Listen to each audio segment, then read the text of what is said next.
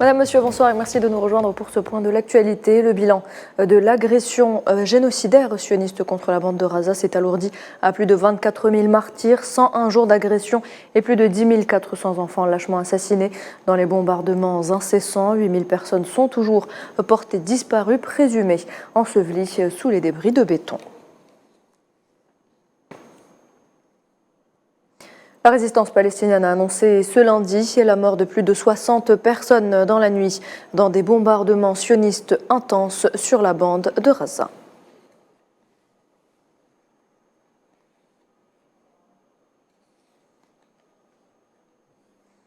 En plus des agressions et des campagnes d'arrestation, l'occupation sioniste a intensifié également les vols et les saisies de biens dans les maisons appartenant aux familles des détenus palestiniens. De l'argent, de l'or, des téléphones, des ordinateurs et même des voitures sont régulièrement saisis.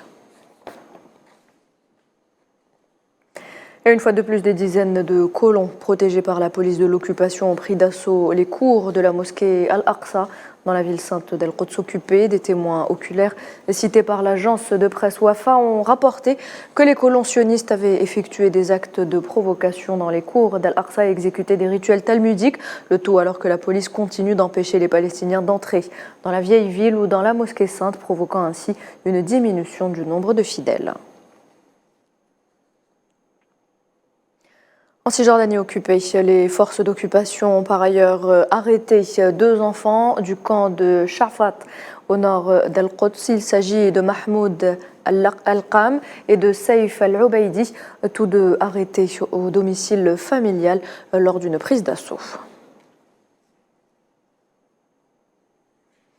Toujours en Cisjordanie occupée, 5 Palestiniens sont tombés sous les balles assassines des forces de l'occupation. Un garçon de 14 ans et un autre âgé d'à peine 16 ans figurent parmi les victimes.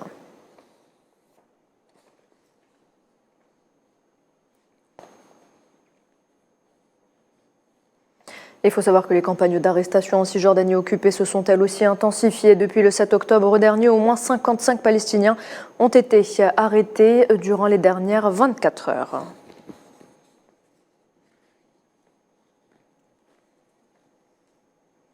Le ministre chinois des Affaires étrangères Wang Yi a appelé dimanche à convoquer une conférence de paix internationale plus exhaustive, plus efficace et faisant davantage autorité pour formuler une feuille de route en faveur de la mise en œuvre d'une solution à 2 États en vue de régler la situation en Palestine. Wang Yi, qui est également membre du bureau politique du comité central du Parti communiste chinois, a lancé cet appel lors d'une conférence de presse conjointe avec le ministre égyptien des Affaires étrangères, Sameh Shoukry, au Caire, la capitale égyptienne.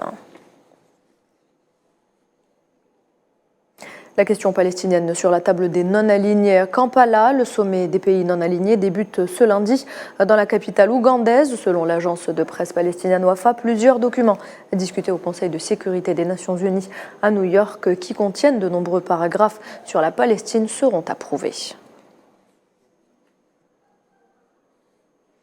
Dans l'actualité également, le général d'armée Saïd Chengreha, chef d'état-major de l'armée algérienne, a entamé ce lundi une visite de travail et d'inspection au niveau de la 2e région militaire à Oran. Dans une allocution, le chef d'état-major de l'ANP a réitéré les positions immuables de l'Algérie concernant les justes causes à travers le monde.